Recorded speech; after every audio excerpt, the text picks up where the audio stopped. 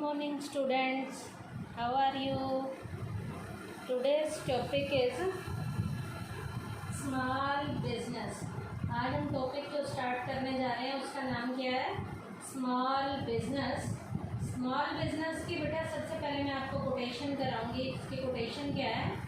Small business provides strength to the employment and economic development.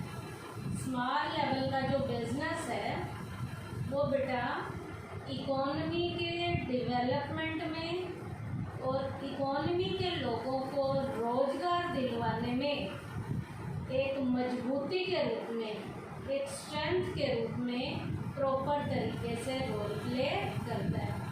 क्या है इसकी quotation? फिर से मैं बता रही हूँ। Small business provides strength to the employment and economic development. Small business जो है इकोनॉमी के डेवलपमेंट में और इकोनॉमी के लोगों को एम्प्लॉयमेंट की अपॉर्चुनिटीज़ को प्रोवाइड कराने में प्रॉपर तरीके से एक स्ट्रेंथ के रूप में, एक मजबूती के रूप में रोल प्ले करता है। अब बेटा स्मॉल बिजनेस है क्या? इसका मीनिंग क्या है? इसका मीनिंग है it refers to a business that is independently owned and operated and meets certain criteria for the number of employees and sales volume. बेटा स्मॉल बिजनेस एक ऐसा बिजनेस है जिस बिजनेस को स्वतंत्र तरीके से चलाया जाता है, जिसका मालिक जो है इंडिपेंडेंट तरीके से इस बिजनेस को चलाता है। इसका मालिक वो इंडिपेंडेंट तरीके से होगा, उस बिजनेस की यूनिट को वो ऑपरेट इंडिपेंडेंट तरीके से करेगा और बिजनेस की यूनिट्स की जो भी फॉर्मेलिटीज़ पूरी करनी है, जो क्राइटेरिया सेट करना है कि कितने एम्प्लॉय रखने हैं, सेल का उसका वॉल्यूम क्या होगा, सेल का टारगेट क्या होगा, ये सारे काम वो इंडिपेंडेंट तरीके से देखता है।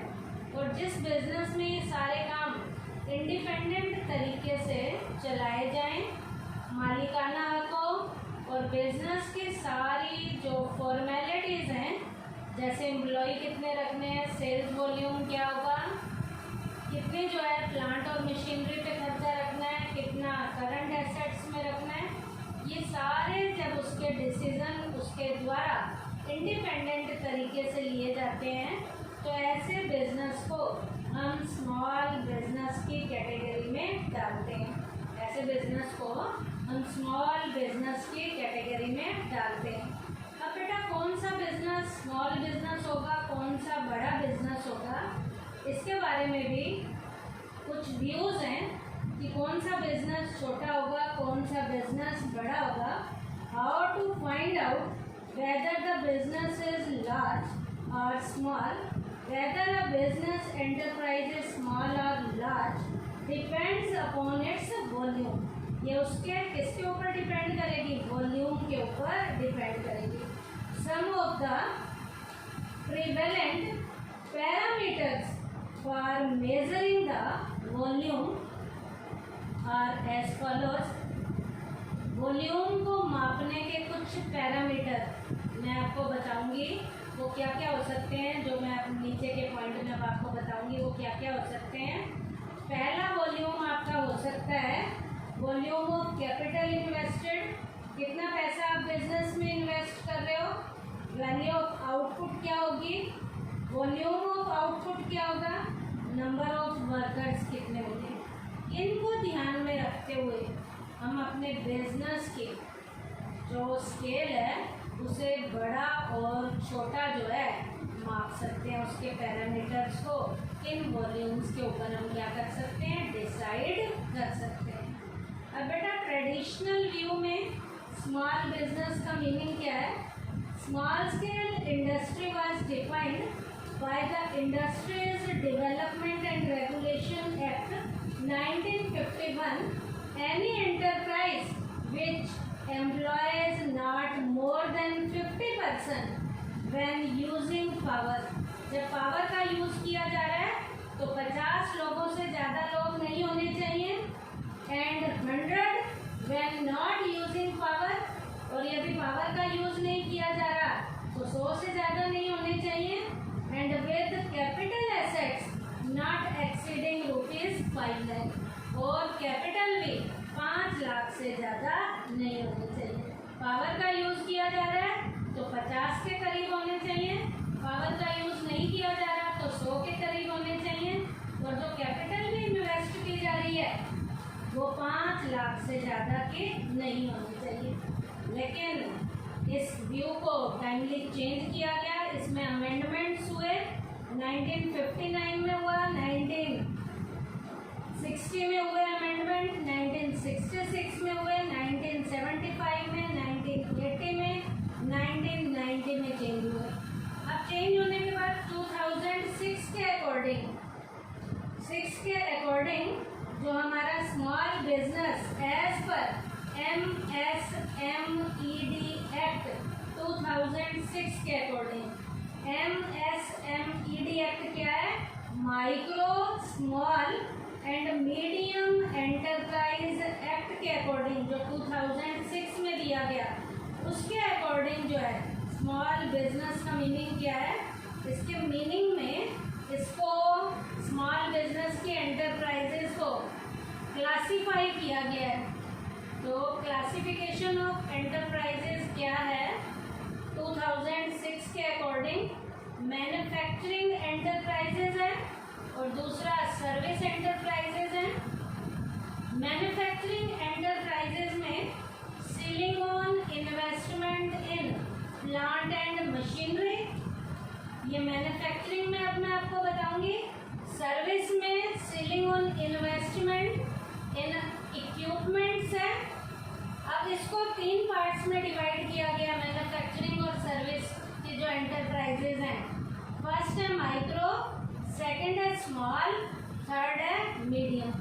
माइक्रो में यदि मैन्युफैक्चरिंग एरिया है माइक्रो में तो 25 लाख तक की इन्वेस्टमेंट होगी, और माइक्रो में यदि सर्विस है तो 10 लाख रुपीस तक की क्या होगी? इन्वेस्टमेंट होगी।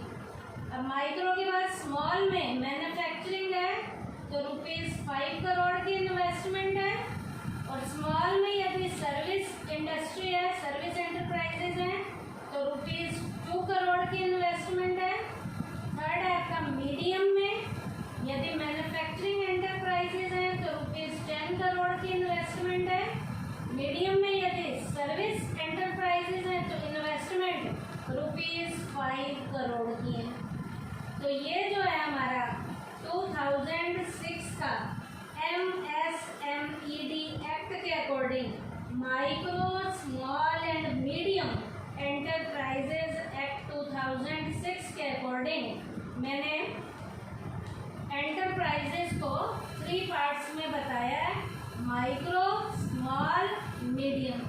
माइक्रो स्मॉल और मीडियम में भी मैन्युफैक्चरिंग का अलग बताया है, माइक्रो स्मॉल और मीडियम में सर्विस का मैंने आपको अलग बताया। अब बेटा अगला टॉपिक है हमारा role of small business in India. India में हमारे स्मॉल लेवल के बिजनेस का रोल क्या है? स्मॉल बिजनेस हमारा किस तरीके से रोल प्ले कर रहा है, किस तरीके का योगदान दे रहा है? India is a country of villages. आप सबको पता है हमारा इंडिया गांव का देश है, गांव हमारे यहाँ बहुत ज़्यादा है। Maximum population resides in villages, हमारी ज़्यादातर पॉपुलेशन हमारे गांव में निवास कर रही है। The standard of living here is not high because of many reasons. यहाँ का स्टैंडर्ड ऑफ लिविंग जो है गांव में रहने वाले लोगों का हाई नहीं है। कई रीज़न है, और वो कई रीज़न क्या क्या है? प्राइमरी लेवल के रीज़न भी हो सकते हैं, अनएम्प्लॉयमेंट मेन रीज़न हो सकता है, पॉवर्टी रीज़न है, फाइनेंशियल लेवल के क्राइसिस हैं, प्योर अपॉर्चुनिटीज फॉर आर्टिशियन है, कारीगरों के लिए ज़्यादा काम के अवसर भी नहीं मिलते उन्हें, स्कार्सिटी ऑफ रिसोर्सेज, साधन भी हमारे यहाँ कम है, जिनके कारण जो है गांव में रहने वाले लोगों का जो स्टैंडर्ड ऑफ लिविंग जितना होना चाहिए उतना नहीं है, क्योंकि ज़्यादातर लोग यहाँ के गांव में निवास करते हैं, गांव में रहते हैं। तो इसका मतलब अब स्मॉल बिजनेस यदि इन एरियाज में पहुँचाए जाएँ तो वहाँ के लोगों का स्टैंडर्ड ऑफ लिविंग इंक्रीज हो सकता है, उन्हें बढ़िया तरीके की फैसिलिटीज़ दी जा सकती हैं, जिनके कारण हमारे रिसोर्सेज का बेस्ट डायरेक्शन में यूज़ हो सकता है, और हमारे जो कारीगर बेकार बैठे हुए हैं उन्हें भी इस तरीके से स्मॉल बिजनेसेस के जरिए उन्हें काम दिया जा सकता है। Small business can play a significant role in the development of the rural area. Rural area के डेवलपमेंट के लिए स्मॉल बिजनेस यहाँ पर रोल प्ले कर सकते हैं।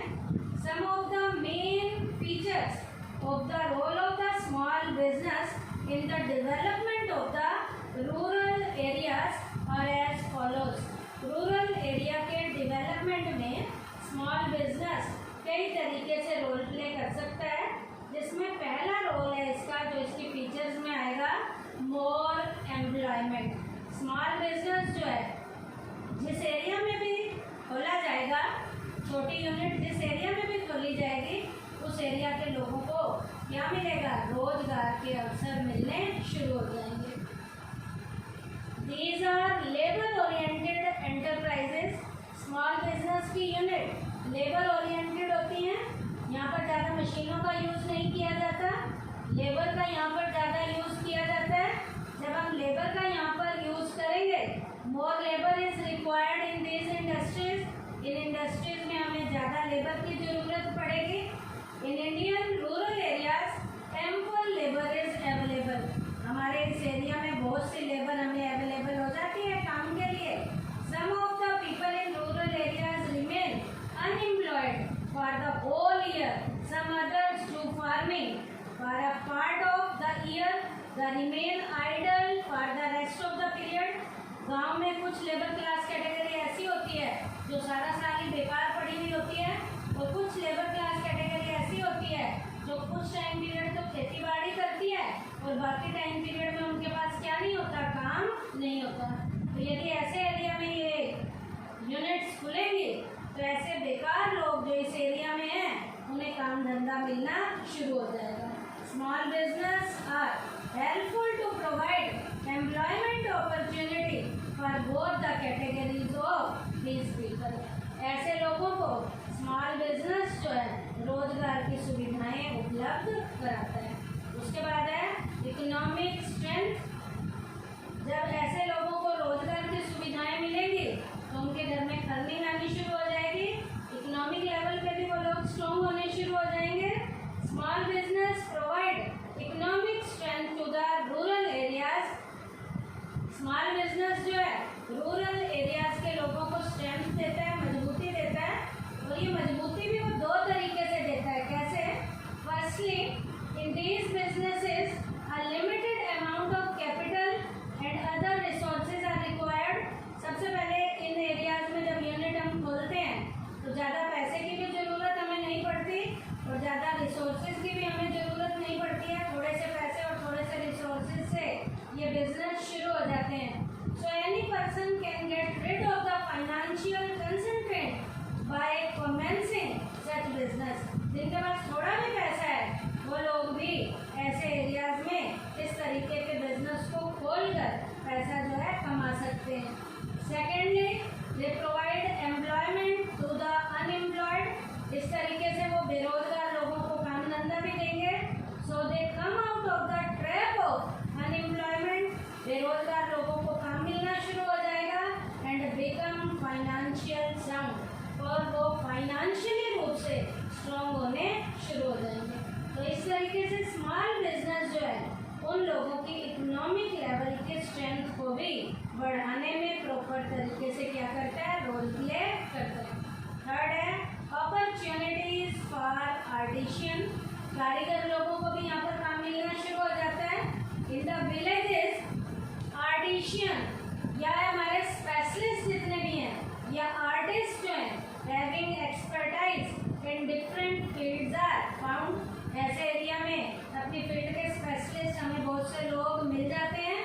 Because of the lack of opportunities their skills do not come इन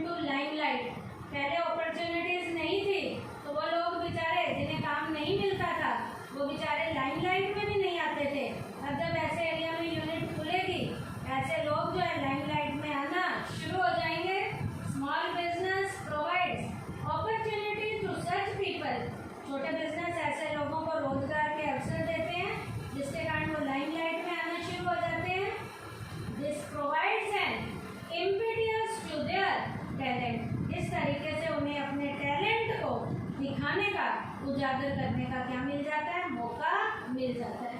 उसके बाद नेक्स्ट पॉइंट है बैलेंस रीजनल डेवलपमेंट।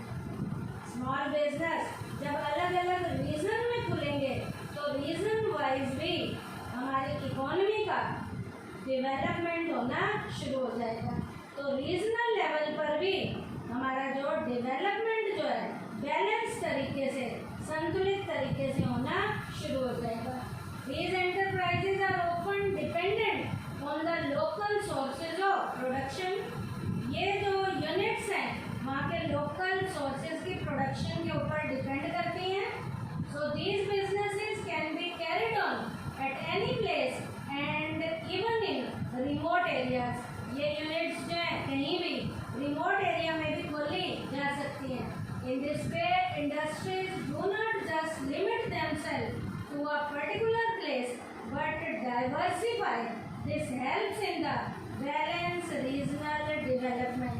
उस रीजन को डेवलप करने के लिए जब वहाँ यूनिट खोली जाएंगी तो वहाँ के लोगों को काम धंधा मिलेगा, वहाँ प्रोडक्शन होगा, और जितना ज़्यादा प्रोडक्शन होगा उस एरिया में, उस एरिया का रीजन वाइज भी धीरे धीरे से डेवलपमेंट होना शुरू हो जाएगा। कैसे डेवलपमेंट होगा, पास में मार्केट खुलेगी, पास में लोगों को जॉब की अपॉर्चुनिटीज मिलेगी, लोग रहेंगे, स्कूल खुलेंगे, कॉलेजेस खुलेंगे। तो इस तरीके से रीजनल लेवल पे डेवलपमेंट होना शुरू हो जाएगा। उसके बाद है promotion of standard of living. अब बेटा जब ऐसे एरिया में वो यूनिट खुलेंगी, लोगों को जॉब की अपॉर्चुनिटीज मिलेगी, उनके घर में अर्निंग आएगी और वहाँ का डेवलपमेंट होगा, तो वहाँ के रहने वाले लोगों का जो स्टैंडर्ड ऑफ लिविंग है वो भी इंक्रीज होना शुरू हो जाएगा। स्मॉल बिजनेस जो है कैसे वहाँ के लोगों के स्टैंडर्ड ऑफ लिविंग को इंक्रीज करने में रोल प्ले करता है। With the establishment of small business in the rural areas या nearby region, villages get many types of facilities. जब वहाँ पर यूनिट खुलेगी तो वहाँ के लोगों को कई तरीके की जो फैसिलिटीज़ हैं वो मिलनी शुरू हो जाएंगी। क्या क्या, वहाँ के लोगों को रोजगार की सुविधाएं मिलेंगी, इलेक्ट्रिसिटी की फैसिलिटी मिलेगी, वाटर सप्लाई की फैसिलिटी उनको मिलेगी, रोड्स वहाँ पर बनने शुरू हो जाएंगे, एजुकेशन की फैसिलिटीज़ मिलेंगी, वहाँ के जो लोग रह रहे हैं उनके बच्चों के लिए स्कूल कॉलेजेस वहाँ खुलने शुरू हो जाएंगे, एजुकेशन की फैसिलिटीज़ मिलेंगे, बैंक वगैरह वहाँ आसपास में शुरू होने शुरू हो जाएंगे, खुलने शुरू हो जाएंगे, ट्रांसपोर्टेशन के प्रॉपर मोड्स की फैसिलिटीज़ मिलनी शुरू हो जाएगी, एक्सेट्रा, और भी बहुत सी फैसिलिटीज़ मिलेंगी। In such a situation promotion of the standard of living is certain inevitable. इस तरीके से जब ये फैसिलिटीज़ वहाँ के लोगों को मिलेंगी तो धीरे धीरे से वहाँ के लोगों का स्टैंडर्ड ऑफ लिविंग जो है इंक्रीज होना शुरू हो जाएगा। उसके बाद है better utilisation of local resources. Local level के रिसोर्सेज का बेस्ट डायरेक्शन में यूज़ होगा। पहले वही लोग बेकार पड़े हुए होते थे, उन्हें काम धंधा नहीं मिलता था, वहाँ के रिसोर्सेज बेकार पड़े रहते थे। अब जब वहाँ यूनिट खुलेगी तो वहाँ के जो रिसोर्सेज हैं उनका बेस्ट डायरेक्शन में यूज़ किया जाएगा। इन rural areas resources like labour का बेस्ट डायरेक्शन में यूज़ होगा। बैरन लेवल की जो लैंड है, बंजर जो भूमि है, उसका बेस्ट डायरेक्शन में यूज़ होगा। रॉ मटेरियल का बेस्ट डायरेक्शन में यूज़ होगा, एक्सेट्रा। कोई और भी रिसोर्स है तो उसका भी बेस्ट डायरेक्शन में यूज़ होगा। आइदर रिमेन आइडल, पहले वो बेकार पड़े रहते थे, और अनयूटिलाइज, उनका बेस्ट डायरेक्शन में यूज़ ही नहीं होता था, यूज़ ही नहीं किया जाता था, और use in a very less quantity, या बहुत कम मात्रा में उनका क्या किया जाता था, यूज़ किया जाता था। With the establishment of small businesses या small industries, better utilisation of these resources is possible. इस तरीके से यूनिट के वहाँ पर खुलने से इन सारे बेकार पड़े हुए रिसोर्सेज का बेस्ट से बेस्ट डायरेक्शन में यूज़ होना शुरू हो जाएगा। तो ये भी इसका फायदे का पॉइंट है, क्या, better utilisation of local resources. Last point है less pressure of population on agriculture. अब एग्रीकल्चर के ऊपर भी जनसंख्या का जो दबाव है इन यूनिट्स के खुलने के कारण धीरे धीरे से कम होना शुरू हो जाएगा। क्यों? क्योंकि जब ये यूनिट नहीं खुली हुई